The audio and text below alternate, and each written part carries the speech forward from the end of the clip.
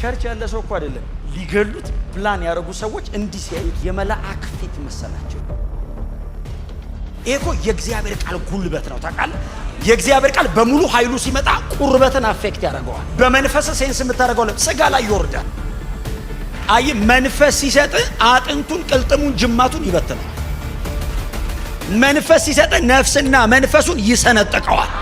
ምክንያቱም መንፈስ ሲሰጥ ያንተ አይደለም የእግዚአብሔር ቃል። አንዳንዱ ነገር የሚሰጥ ነው በጥረት አይመጣም። የሚናገርበትን ጥበብና መንፈስ ሊቋቋሙት አልቻሉም። ይኸውልህ አሁን እስጢፋኖስ ሲቆም ያጠናውን አይደለም የተቀበለው ነው የሚያወራው። በጣም ተናጋሪ ነው አይደለም የተሞላ ነው። አይ ከልጁ የተሻለ የተማረኩ አይጠፋም። ለምን መሰለ? የመጡት ከነጣ ወጮች ሙክራብ ዋነኛው ነው የመጣው። የሚያሸንፍ አለ ብለው ለክርክር ሲመጡ ከሰዎቹ በቀር ቲፎዞቸውን ይወስዱታል። እስጢፋኖስ ስለሚባል ስለ አንድ ግሪክ ሀገር ተወልዶ ያደገ አይሁዳዊ ወጣት ነው። በኋላ ላይ ወደ ጌታ መጥቶ ኢየሩሳሌም ቤተክርስቲያን በነበረው አገልግሎት ላይ ተመርጦ ለአገልግሎት የተዘጋጀ ሰው ነው አይደል? እስጢፋኖስ የሐዋርያት ሥራ ምዕራፍ 6 ላይ ነው። በጣም ሰፊ ጊዜ አይደለም አይደል? እስጢፋኖስ ያገለገለው በጣም ጥቂት ነው፣ ግን ጥልቅ ነው። በጣም ትንሽ ነው ያገለገለው፣ ብቅ ባለበት ቦታ በሙሉ ግን ትልልቅ ነገር ነው በህይወቱ ላይ እየተከናወነ ነው። እና ይሄ ወጣት በጣም ጠንካራ ነው እና በዚህ በሐዋርያት ሥራ ምዕራፍ 6 ላይ ነው በጴጥሮስ አገልግሎት መካከል ከገቡ ሰዎች መካከል አንዱ ይሄ ወጣት ነው። እና በዚህ መጽሐፍ ላይ ጴጥሮስና ጳውሎስ ናቸው አይደል የመጽሐፉ ዋነኛ ሰዎች። መጽሐፉ ላይ በጣም ሰፊ ሽፋን ሰጥቶ ይሄንን መጽሐፍ የሚጽፍልን ሰው ያስቀመጠው ጴጥሮስና ጳውሎስ ነው። በእነዚህ በትልቅ ሰዎች አገልግሎትና ህይወት መሃል ግን ደግሞ የዚህ አገልግሎት ተጋሪዎች ሆኖ ከገቡልን በጣም ደማማቅ ወጣቶች መካከል አንዱ ይሄኛው ነው። ቀጥሎ ደግሞ ከዚሁ ጋር አብሮ ኢየሩሳሌም ቤተክርስቲያን የተመረጠው ምዕራፍ 8ን ሙሉን የሚወስደው ደግሞ ሁለተኛው ፊልጶስ ነው። እና ይሄ ልጅ ባክግራውንዱን ብዙ አናቅም። ምናልባት ካገለገለው አገልግሎት ላይ ተነስተን ልንረዳ እንችል ይሆናል እንጂ ባክግራውንዱ ብዙ አልተነገረንም። ቤተሰቦቹንም አናቃቸውም። የት ጋርም ከጌታ ጋር እንደተገናኘ አናቅም። የምናገኘው ኢየሩሳሌም ቤተክርስቲያን በድቁና አገልግሎት ላይ ለማገልገል ከተመረጡ 7 ሰዎች መካከል የመጀመሪያ ስሙ ተጠቅሶ ነውና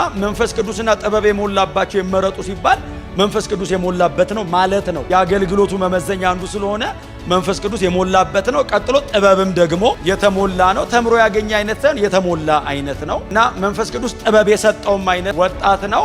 ሲመረጡ ከ7ቱ መካከል መጀመሪያ የተጠራው እስጢፋኖስም አይደል ብሎ የሚጀምረው እና ወደ እነ ጴጥሮስ አመጧቸው። እነ ጴጥሮስ ፊት ከመጡ በኋላ እጆቻቸውን ጫኑባቸው ይላል አይደል? ለዚህ አገልግሎት ለመለየት እጃቸውን ጫኑባቸው ይላል። ከዛ በኋላ ይሄ ወጣት ግብ አካባቢ ምናልባት እንግዲህ ሌሎች አገልግለው ሊሆን ይችላል። እነ ኒቆላዎስ ምናምን የሚባሉ አሉ።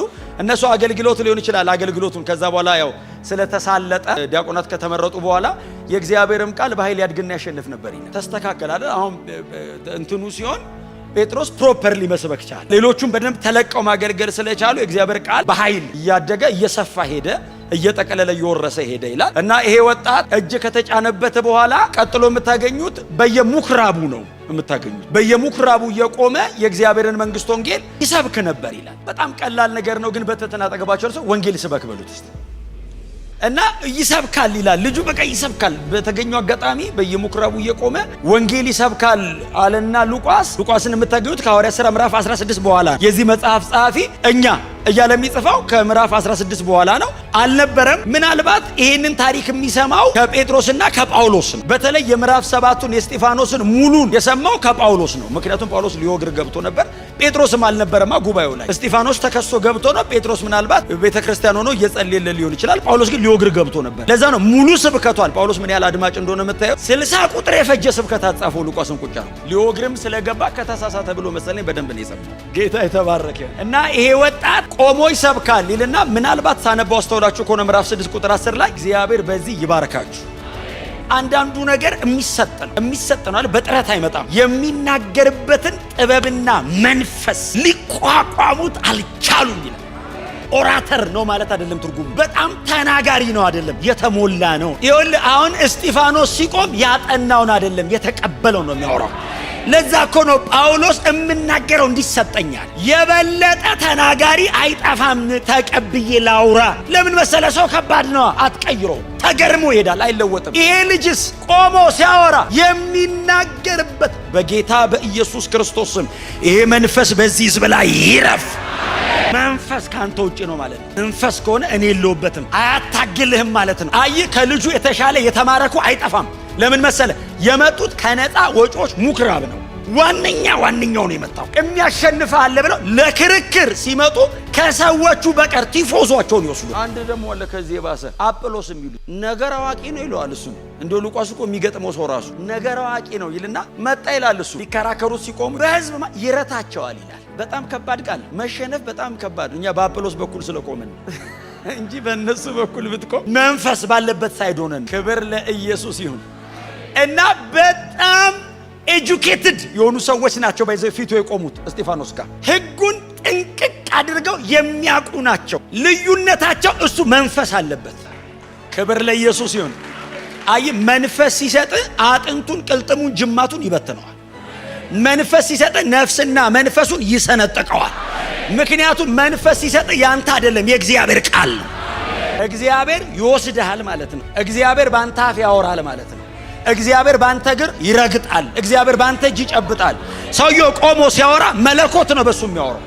የሚናገርበትን ጥበብና መንፈስ ሊቋቋሙት አልቻሉም ይላል። ይሄ ብቻ አይደለም። ምዕራፍ 6 ስታነቡት እኮ ልጁ ቆሞ ዝም ብሎ ነው የሚያወራው። ተአምር ልስራ የሚል ፕሮግራም የለውም። ቆሞ ሲያወራ ይላል። ጌታም ነው እስጢፋኖስም አይልም። እሱ ኢንስትሩመንት፣ መጠቀሚያ ዕቃ ብቻ። እግዚአብሔር በዚህ ይባርካችሁ። መጠቀሚያ ብቻ መሆን፣ እግዚአብሔር ብቻ ሲዋስህ፣ ሰውየው የለበትም። ጌታም በእርሱ እርሱ ይናገራል። ጌታም ቃሉን በምልክት በተአምራት ተአምር ማድረግ የሚል ስጦታ አንብባቸዋል።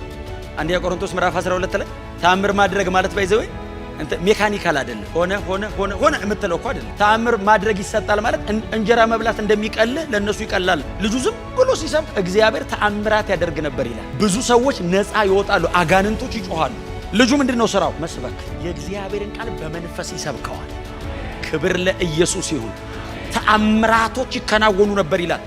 ሲያቀታቸው እንደማያሸንፉት ሲያውቁ በእውነት ነው። በዚህ ሰበብ ተከሰሱ፣ አልቻሉትም ይላል። ተቃል ሙግት የለውም ልጁ አይጨቃጨቃ፣ ዝም ብሎ ነው የሚያወራው። ይፈሳል ከላዩ ላይ። እንደማይችሉት ሲያውቁ በሕግ እናስቆመዋል። የሐሰት ምስክር ሰብስበው በአይሁድ ሸንጎ መካከል ልጁን በክስ አቆሙት። ያቆማል ብለው ነው ያቆሙት። ተከሰሰ። ጴጥሮስ ራሱ የሐዋርያት ሥራ ምዕራፍ 4 ላይ እዚህ ሸንጎ የቀረበው እዛ በተፈወሰው ሰውዬ በኩል ነው። ሰዎቹ ሰው አይሰሙ፣ ይንቁሃል። ኢየሱስን እኮ የጠሩት እኮ ሊሰቅሉ ሲሉ ነው። ኢየሱስ እኮ ሕግ እኮ የሚያውቅ አይደለም። ሕግ እኮ ከሱ ነው የተቀዳው። የሕግ እኮ አዋቂ አይደለም፣ ምንጭ ነው። ሲኖረው እኮ ሕግ ነው። እሱ ካለ ከዛን ቀን በኋላ ሕግ ነው። ታፉ ይውጣ እንጂ የእግዚአብሔር ቃል ነው ሲል ጉሮሮን እየጠረገ እንዳይመስል የእግዚአብሔር ድምፅ ነው። ኢየሱስ እግዚአብሔር ነው። ኢቭን ኢየሱስን እምቢ አሉ፣ አንሰማውም አሉ። እስጢፋኖስን አምጡት፣ ለምን እንገለዋለን ብለው ጠሩ። ገባ። ክሱ በጣም ነው የሚገርመኝ። ወንጀል ሰራ አይደለም ኢየሱስ ክርስቶስ የሚላለው ክሱ ላይ ይሄ ኢየሱስ ክርስቶስ የሚሉት የሙሴ ሕግ ሽሮ ቤተ መቅደስ እንደሚያፈርስ ሲናገር ሰምተነዋል። ይሄ ልጅ አሉ። ከዛ ሸንጎ ተሰበሰበ። ጳውሎስም ዋኖፍ ነው ከሜምበርስ ስልጣን አለው እጁ ላይ። ሳውል አገኘ። አለቀውም ብሎ ገብቷል። ጳውሎስ ኮርነር ላይ ይሰማዋል። እስጢፋኖስ ፊታቸው ቆመ። ተከሰሃል አሉት። አዎ አለ። መከላከያ ነጥብ አቅርባሉ። የፍርድ ቤት መከላከያው ነው። ምዕራፍ 7 ኮርት ላይ ቆሞ ዲፌንስ መከላከያ ወንጌል ምን አጠፋሁ አይልም። አባቶች ሆይ አለ። አባታችንን አብርሃምን አለ። ምን ማለት ነው? የእናንተ ወገን ነኝ እኮ ነው። ኢንትሮዳክሽኑ ሰዓት ነው። ልጁ ካበላሽ አይሰሙትማ። ግጥም አድርጎ ሰብኮ ከዛ የሚያረጉትን እንዲያረጉት ነው። አባታችንን አብርሃምን አለና የክብር አባት አለው። ያህዌ ካለ ይገሉታል። ስለዚህ የክብር አባት ከካራን ጠራው ብሎ ጀመረ። ልክ ነህ አሉት። እጃቸው ላይ ጥቅልል አለ። ጥቅልሉን በቃል ነው የሚያውቁት። ከተሳሳት አይምሩህም። ፊት ለፊት ቁጭ ብለው ያወራዋል። እግራቸው ስር ድንጋይ አለ። ሕጉን ይዘዋል። ብትሳሳት ያውቁታል። ልጁስ አልተሳሳትም። ስህተት የለውም ስብከቱ። አንተ ከአብርሃም ተነስ፣ አብርሃምን ጠራው አለና አብርሃምን ሰፋ አርጎ ተናገረው። ይወዱታል፣ አባታችን ይላሉ። ይስሐቅና ያዕቆብን ነካ ነካ አረጋቸው። ድንኳን ኖሩ ብሎ ከዛ ከነሱ ላይ ዘለለና በዮሴፍ በኩል ግብጽ ገባዋል። አንተ አየር ላይ እንዴት ትራቨል እንደሚያደርጉት 1000 ዓመት እኮ ነው የሚያቋርጠው ልጁ በስብከት።